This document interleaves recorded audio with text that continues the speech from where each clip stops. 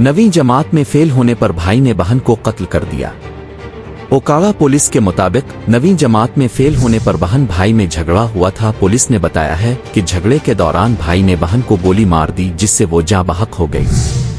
Okara police का कहना है कि वाकये के बाद मुलजिम फरार हो गया, जिसकी तलाश जारी है। रोजनामा जंग के मुताबिक मकतूला की लाश को पोस्टमार्टम के लिए अस्पताल मुंतकिल कर दिया गया है।